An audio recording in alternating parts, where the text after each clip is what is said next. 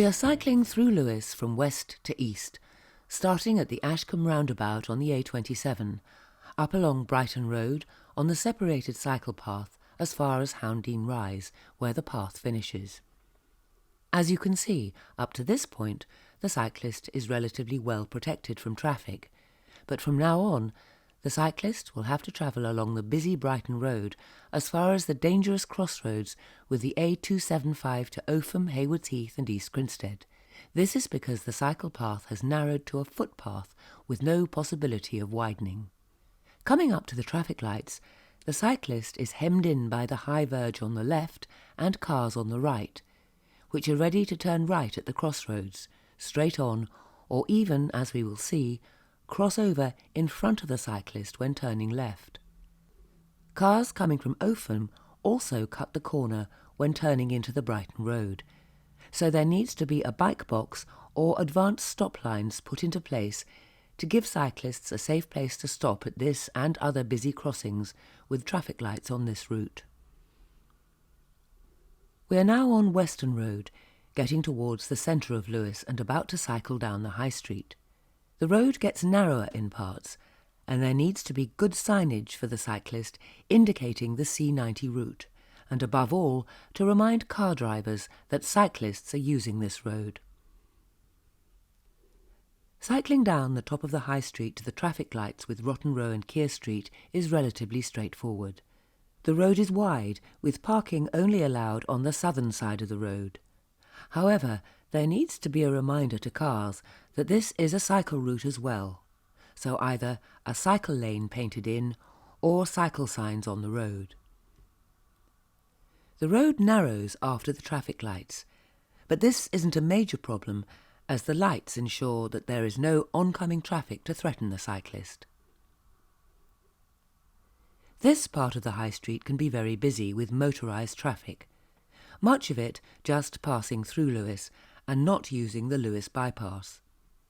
Buses, lorries, white vans and cars weave through the street made narrower by the intermittent parking spaces. Now comes perhaps the most challenging part of the proposed sustenance route. After the traffic lights outside the law courts, the current one-way system swings to the left of the War Memorial and takes traffic down Market Street and on to the A2029. Cycle Lewes supports the sustenance proposal for cyclists to cycle up and down School Hill. This would mean creating a cycle crossing by the War Memorial and clear cycle lanes up and down School Hill. This may mean that a few parking spaces will be lost in the narrower parts of the road.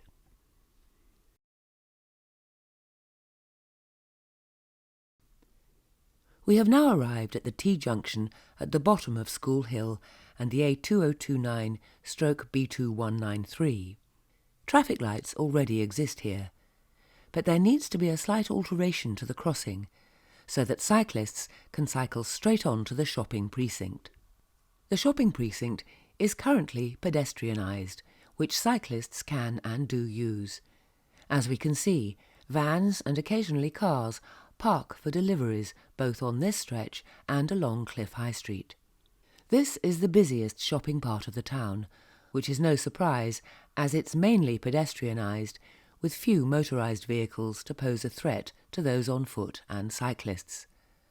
However, although it looks nice, the cobbled surface makes it difficult and uncomfortable for cyclists and people using wheelchairs and buggies. After the cobbled section of Cliff High Street, we turn right at the T-junction with South Street.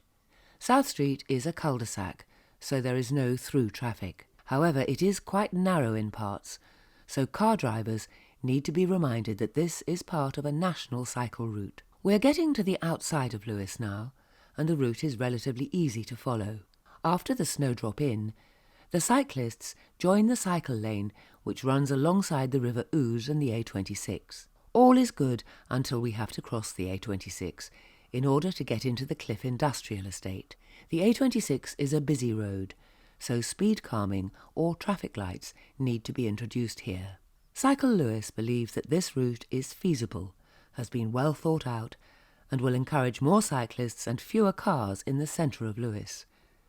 The route is oven ready, and East Sussex County Council needs to agree the route as soon as possible, in order to access central government funding, which has been specifically created for projects such as this.